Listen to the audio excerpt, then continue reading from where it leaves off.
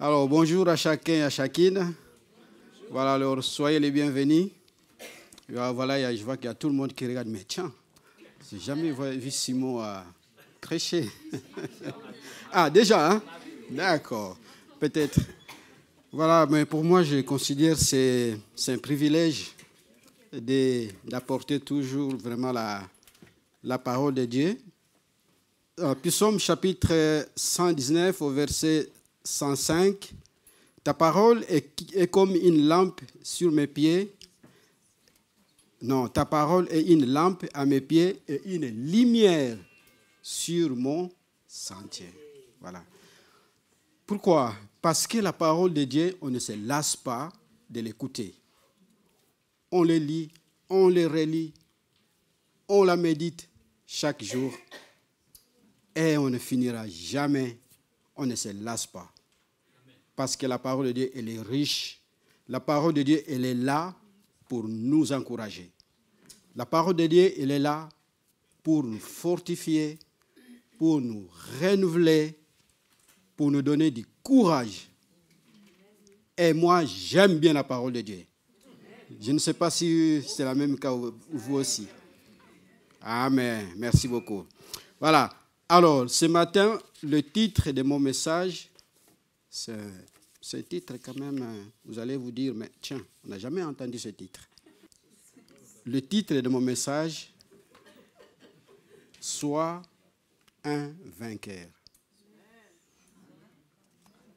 Combat et sois un vainqueur. Les temps difficiles, ça ne date pas d'aujourd'hui. L'Église a toujours vécu des temps difficiles. Et l'Église continuera toujours de traverser des temps difficiles. Pourquoi le titre de ce message, combat et sois un vainqueur? Parce que la Bible dit, nous n'avons pas à lutter contre le sang ni la chair, mais contre les esprits méchants dans les lieux célestes. Amen. Vous savez, pourquoi je parle du combat spirituel? Parce que souvent on ignore. La Bible dit, nous avons des combats terribles. Les temps sont difficiles. C'est les combats, on appelle ça les combats spirituels. Les enjeux sont énormes. Nos vies en dépendent. Nos familles. Les couples en dépendent. Vous savez, lorsque j'étais païen, je n'étais pas encore dans le Seigneur. Et je me disais, une fois que je suis dans le Seigneur, tout ira tip-top. Mais je peux vous assurer, lorsque je suis venu dans le Seigneur, c'était tout le contraire. Vous savez pourquoi? Lorsque vous mettez les pieds dans l'église, lorsque vous recevez Jésus-Christ comme votre Seigneur et votre Sauveur, et c'est là où tout commence. Amen. C'est là où le combat commence. Mais la Bible dit, nous sommes plus que vainqueurs à celui qui nous a aimés, Jésus-Christ. Mais dans ces combats, on ne se lance pas n'importe comment. Nous allons lire tout à l'heure quelques pistes dans la parole de Dieu et quelques serviteurs de Dieu qui ont traversé des temps difficiles, qui ont combattu, mais qui ont vaincu. C'est possible de vaincre parce que le Seigneur nous a donné les armes. La première arme que le Seigneur nous donne, la parole de Dieu pour combattre. Depuis que je suis venu dans le Seigneur, je n'ai jamais traversé des temps que nous traversons maintenant. Les temps sont de plus en plus compliqués. Quand je regarde l'Église aujourd'hui, j'ai discuté une fois avec Philippe je me suis posé la question, j'ai dit, Philippe, est-ce que nous avons plus de victoires ou de défaites aujourd'hui? Soyons sincères dans les églises. Est-ce que nous remportons plus de victoires ou des défaites? Je me suis posé cette question. C'est à chacun de nous de répondre à cette question. J'aimerais vous lire dans 2 Thessaloniciens, chapitre 4. Ça, c'est l'apôtre Paul. Je m'identifie souvent à cet apôtre parce que si nous lisons l'exemple de l'apôtre Paul, il a souffert, cet homme. Plusieurs fois, j'étais en prison, plusieurs fois battu, torturé, plusieurs fois il a fait naufrage. Mais écoutez, à la fin, qu'est-ce qu'il nous dit? Lisons dans 2 Timothée chapitre 4 au verset 1. 2 Thessaloniciens, pardon, voilà. Non, 2 Timothée, moi je vais lire dans 2 Timothée, pas 2 Thessaloniciens. 2 Timothée chapitre 4, c'est clair? Voilà, ok. Parce que moi j'aimerais que vous puissiez ouvrir vos Bibles. Parce qu'on a souvent l'habitude, vous savez, tous les versets sont projetés à... Et puis c'est facile, on n'ouvre pas sa Bible et puis... Petit exercice. Apôtre Paul, il essaye d'encourager son fils spirituel, Timothée. Il veut l'encourager, il veut lui donner les dernières instructions. Parce qu'il sait que lui, il arrive bientôt à la fin de sa course. Et c'est exactement aujourd'hui aussi, pas c'était seulement à Timothée, mais à nous qui sommes arrivés à la fin des temps. Il lui dit, c'est pourquoi je t'en supplie devant Dieu et devant le Seigneur Jésus-Christ qui doit juger les vivants et les morts, au moment de sa venue et de son règne. Prêche la bonne nouvelle, la bonne parole. Insiste en toute occasion, qu'il soit favorable ou non. Réfute, reprend et encourage. Fais tout cela avec une pleine patience et entier souci d'instruire. En effet, un temps viendra où les hommes ne supporteront plus la saine doctrine. Au contraire, ayant la démangeaison d'entendre des choses agréables, ils se donneront une foule d'enseignants conformément à leur propre désir. Voilà. Ils détourneront l'oreille de la vérité et se tourneront vers les fables. Et j'aime la parole de Dieu lorsqu'il dit « Mais toi, sois sobre, en tout, supporte les souffrances, accomplis la tâche d'un évangéliste, remplis bien ton ministère. » C'est là où, et chaque fois que je lis la parole de Dieu, j'arrive ici, et je me suis dit, bon, c'est la fin de cet homme. Pour ma part, en effet, je suis déjà comme sacrifié et le moment de mon départ approche. J'ai combattu le bon combat, j'ai terminé la course, j'ai gardé la foi. Désormais, la couronne de justice m'est réservée. Le Seigneur, le juste juge, me la remettra en ces jours-là. Et non seulement à moi, mais aussi à tous ceux qui auront entendu avec amour sa venue. Amen. L'apôtre, il arrive à la fin de sa course et il dit, j'ai combattu les bons combats. Et quel combat nous parlons? C'est le combat de la foi. Il a dit, moi, j'arrive à la fin. Mais toi, tiens bon, jusqu'à la fin. Garde ce que tu as reçu, que personne ne prenne ta couronne. Ce que tu as entendu, c'est quoi? La parole de Dieu. Que cela, garde-les, c'est ça qui te sauvera à la fin. Garde la parole de Dieu. Pour moi, c'est fini. Mais il lui donne des restrictions. J'ai combattu les bons combats. Est-ce que tu combats les bons combats? Il a répété 3 fois le même j'ai. J'ai gardé la foi. J'ai combattu les bons combats. Désormais, la couronne de justice m'est réservée. Vous remarquez, à la fin, il dit pas seulement à moi, mais à toi, mon frère, à toi, ma sœur. À tous ceux qui sont prêts. Et il donne aussi l'exemple, toujours dans 2 Timothée chapitre 2 au verset 3, il compare la vie chrétienne à un soldat. Moi, je pense que c'est mieux de le lire. Hein? Toujours dans 2 Timothée chapitre 2. Dans 2 Timothée chapitre 2, il dit au verset 3. 2 Timothée chapitre 2 au verset 3. Souffre avec moi comme un bon soldat de Jésus-Christ. Aucun soldat en service ne s'embarrasse des affaires de la vie courante s'il veut plaire à celui qui l'a recruté.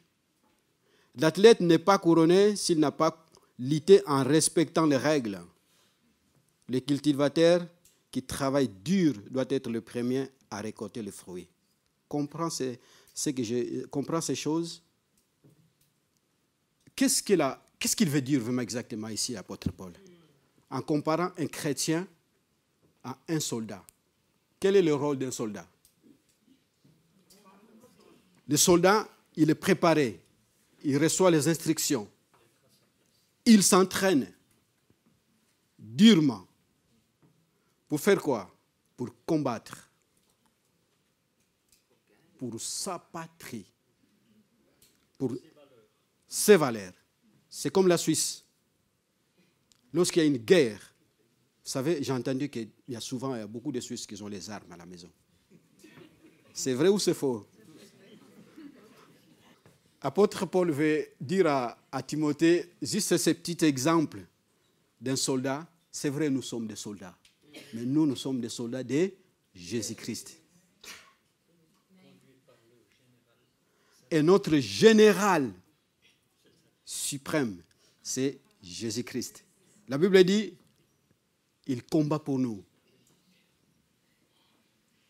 Jour et nuit, il tient à la brèche chaque jour. Parce qu'il sait que nous sommes dans ce monde. La Bible dit, nous sommes dans ce monde, mais nous ne sommes pas de ce monde. Ça veut dire que c'est pour cela que l'ennemi, il ne veut pas. Il veut combattre la parole de Dieu. Il veut nous combattre. Parce que nous avons la lumière du Seigneur.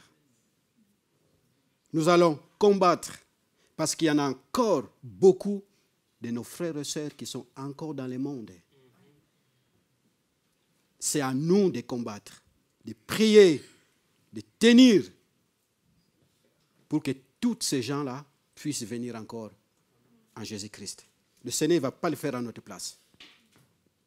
C'est à nous de se lever et de tenir et de prier pour nos familles, pour nos petits-enfants, pour les couples, pour les personnes seules. Un soldat, son rôle, ce n'est pas de perdre. Qui c'est qui se prépare sur, je ne sais pas, je peux donner l'exemple, une équipe qui prépare un match, Coupe du Monde. Vous croyez qu'ils se préparent pour aller perdre? Les boxeurs, ils se préparent pour combattre et pour gagner, pas pour perdre.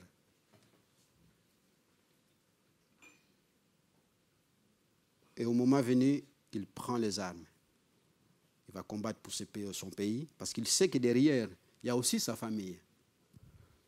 Parce que s'il échoue, qu'est-ce qui va se passer? Je ne sais pas d'imaginer la suite. Je vous assure ce matin, mes frères et sœurs, ce n'est pas pour vous faire peur, ce message.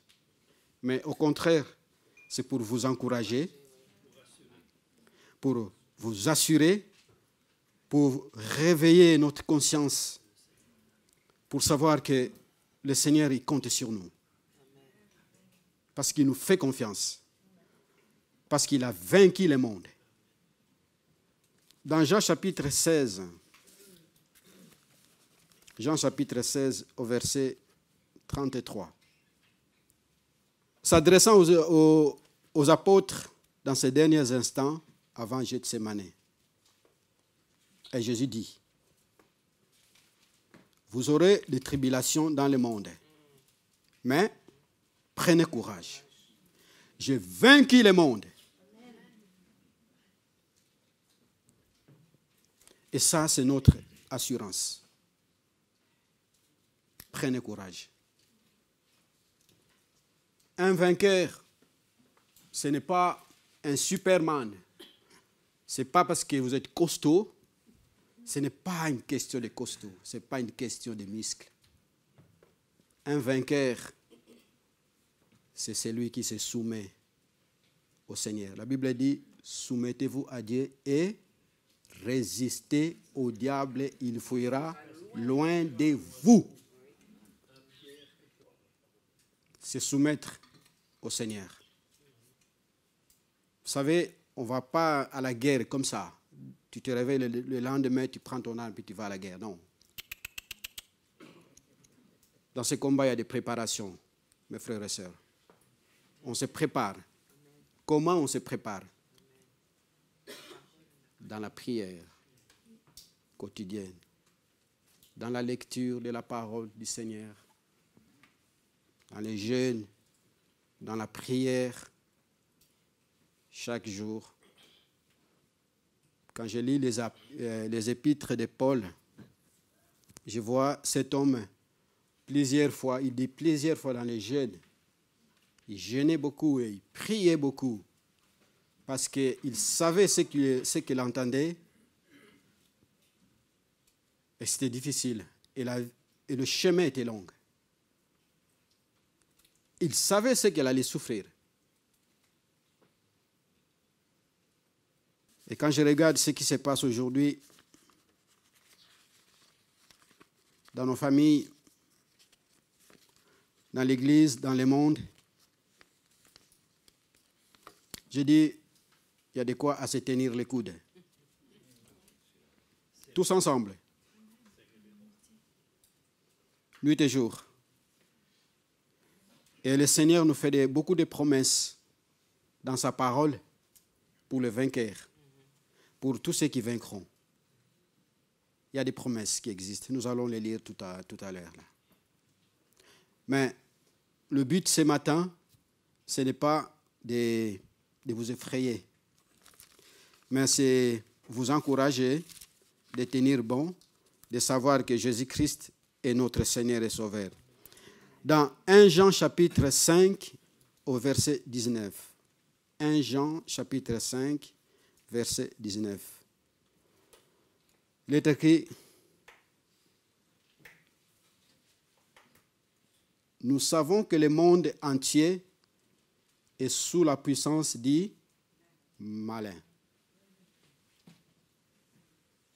Nous savons que le monde entier est sous la puissance du malin. Et la suite. Et nous savons que nous sommes de Dieu. Amen. Nous ne sommes pas n'importe qui, mes frères. Je le dis chaque fois, moi je suis souvent en colère contre le prince de ce monde. Oui. Parce que j'ai des mauvais souvenirs. Vous savez, en Afrique, on a des familles élargies. Hein? Vous savez, les histoires bizarres. Comme partout, comme ici, hein? Aussi. Parce que lorsque la Bible dit le cœur de l'homme est mauvais, il n'y a pas de frontière. Le prince de ce monde Et partout, il n'a pas de frontières. J'aimerais vous lire Apocalypse au chapitre 12. Apocalypse chapitre 12 au verset 11. Ils l'ont vaincu grâce au sang de l'agneau et grâce à la parole de leur témoignage. Et ils n'ont pas aimé leur vie au point de craindre la mort. C'est pourquoi réjouis-toi, ciel, et vous qui habitez le ciel. Mais malheur à vous, habitants de la terre et de la mer, car le diable est descendu vers vous, animé d'une grande colère, sachant qu'il restait peu de temps. Lui sait qu'il lui reste peu de temps. Et souvent, nous ignorons, on croyait que l'état, oh, on a encore l'état. Mes frères et sœurs, la Bible dit, pour le Seigneur, un jour, c'est comme 1000 ans. Et 1000 ans, c'est comme un jour. Ils l'ont vaincu. Qui sont les héros de la dernière minute? Ils l'ont vaincu grâce au sang de l'agneau, grâce à Jésus-Christ. Il a donné sa vie. Il est venu ici pour libérer les captifs. Et ces captifs, c'était nous. Il nous a libérés de la joug du péché, de l'esclavagisme. Et aujourd'hui, combien encore qui sont dans l'esclavagisme, du péché, de la misère, qui met des vies de misère. Et ces gens-là aussi, ils ont besoin d'être sauvés. C'est pour eux aussi que le Seigneur Jésus-Christ est mort à la croix. Pour que ces gens-là viennent au Seigneur. Nous l'avons vaincu. Seigneur Jésus, nous te bénissons parce que tu es vivant. Avant d'arriver à la fin de mon message, je ne veux pas qu'on ne puisse pas lire ces derniers encouragements du Seigneur de l'Apocalypse, chapitre 3.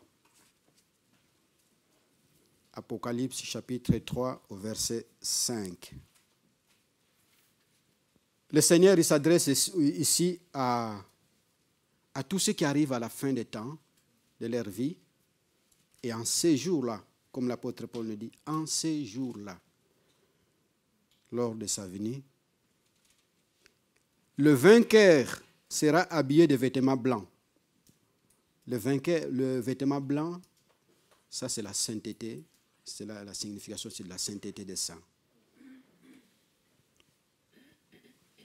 Je n'effacerai pas son nom du livre de vie et je le reconnaîtrai devant mon Père et devant ses anges. Amen. Oh, mais j'aimerais bien en ces jours-là que le Seigneur Jésus-Christ me dise, entre, fidèle, serviteur, tiens ton manteau de la justice, le manteau de victoire. Parce que tu as combattu et tu as vaincu. Amen. Ces promesses, c'est pour moi, pour toi, pour tous ceux qui espèrent en l'éternel. Il y a un chant qui dit, combattons les bons combats en gardant bien notre foi. Ah, on ne les connaît pas, hein? Ah ben ça c'est, on les chantait souvent en Afrique. Chantons, combattons les bons combats en gardant la foi jusqu'à la fin. Amen. J'arrive à la fin de mon message. Il y avait beaucoup à dire dans les domaines spirituels, dans les domaines du combat spirituel. Mais on verra ça la prochaine fois. Je vous invite vraiment à tenir bon. Je sais que vous êtes nous sommes capables. Parce que le Seigneur nous a donné toutes les armes nécessaires. Et je répète encore une fois, un vainqueur, c'est celui qui est soumis au Seigneur. C'est celui qui se confie à l'Éternel. C'est celui qui médite la parole de Dieu. C'est celui qui prie, qui se confie au Seigneur. Ce n'est pas une question d'être musclé, non. Un vainqueur, je sais que vous êtes des vainqueurs. Et il faut combattre et vaincre. Et dans ce combat, nous ne sommes pas seuls. La Bible dit, le Seigneur, il intercède pour nous dans le lieu céleste. Parce qu'il sait que nous sommes dans un terrain hostile. Vous êtes dans ce monde, mais nous ne sommes pas de ce monde. Notre place, c'est dans le lieu céleste. Amen. À tout moment, nous allons prendre la Sainte Seine, aussi qui... C'est une grande signification de ce pain et de ce vin qui démontre que Jésus-Christ, il a remporté la victoire. La victoire, il a vaincu le malin. Il nous a donné la victoire. Saisis cette victoire.